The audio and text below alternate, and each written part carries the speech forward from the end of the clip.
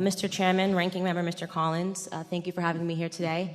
I received word on my way in that many of the journalists were confused as to why I was invited, and none of them knew that I myself was the victim of a hate crime when I was in high school. That's something that very few people know about me because the media and the journalists and the left are not interested in telling the truth about me because I don't fit the stereotype of what they like to see in black people. I'm not a Democrat. I support the President of the United States, and I advocate for things that are actually affecting the black community. I'm honored to be here today in front of you all because the person sitting behind me is my 75-year-old grandfather. I've always considered myself to be my grandfather's child, and I mean to say that my sense of humor, my passion, and my work ethic all comes from the man that is sitting behind me. My grandfather grew up on a sharecropping farm in the segregated South. He grew up in an America where words like racism and white nationalism held real meaning under the Democrat Party's Jim Crow laws.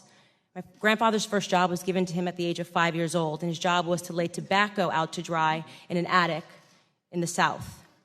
My grandfather has picked cotton, and he has also had experiences with a Democrat terrorist organization of that time, the Ku Klux Klan. They would regularly visit his home, and they would shoot bullets into it. They had an issue with his father, my great-grandfather. During my formative years, I had the privilege of growing up in my grandfather's home. It's going to shock the committee, but not once, not in a single breath of a conversation did my grandfather tell me that I could not do something because of my skin color. Not once did my grandfather hold a gripe against the white man. I was simply never taught to view myself as a victim because of my heritage. I learned about faith in God, family, and hard work. Those were the only lessons of my childhood. There isn't a single adult today that in good conscience would make the argument that America is a more racist or a more white nationalist society than it was when my grandfather was growing up. And yet we're hearing these terms sent around today because what they want to say is that brown people need to be scared, which seems to be the narrative that we hear every 4 years right ahead of a presidential election. Here are some things we never hear.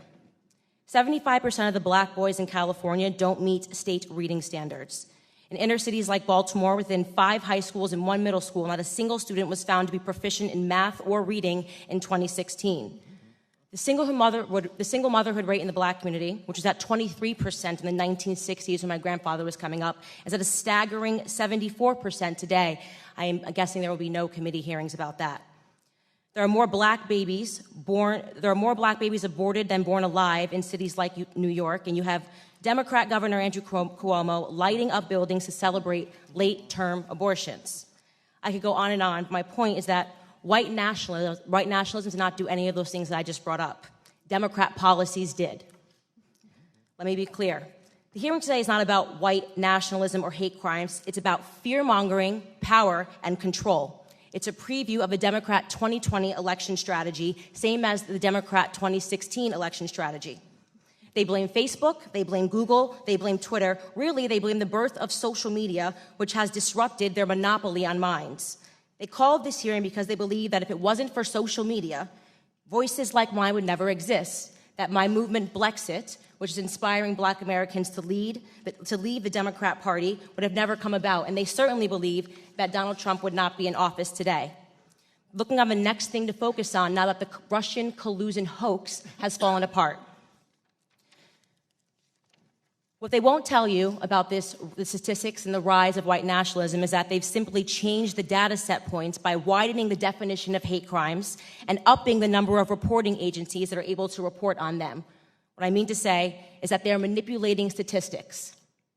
The goal here is to scare blacks, Hispanics, gays, and Muslims into helping them censor dissenting opinions, ultimately into helping them regain control of our country's narrative, which they feel that they lost. They feel that President Donald Trump should not have beat Hillary. If they actually were concerned about white nationalism, they would be holding hearings on Antifa, a far-left, violent, white gang who determined one day in Philadelphia in August that I, a black woman, was not fit to sit in a restaurant.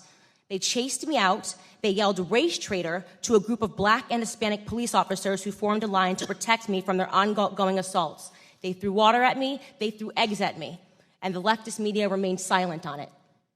If they were serious about the rise of hate crimes, they may perhaps be examining themselves and the hate that they have drummed up in this country. Bottom line, is that white supremacy, racism, white nationalism, words that once held real meaning, have now become nothing more than election strategies. Every 4 years, the black community is offered handouts and fear. Handouts and fear. Reparations and white nationalism. This is the Democrat preview.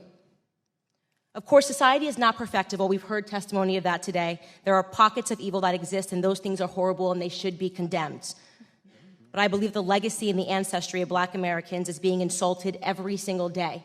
I will not pretend to be a victim in this country, and I know that that makes many people on the left uncomfortable. I want to talk about real issues in black America. I want to talk about real issues in this country and real concerns. The biggest scandal, this is my last sentence, in American politics is that Democrats have been conning minorities into the belief that we are perpetual victims, all but ensuring our failure.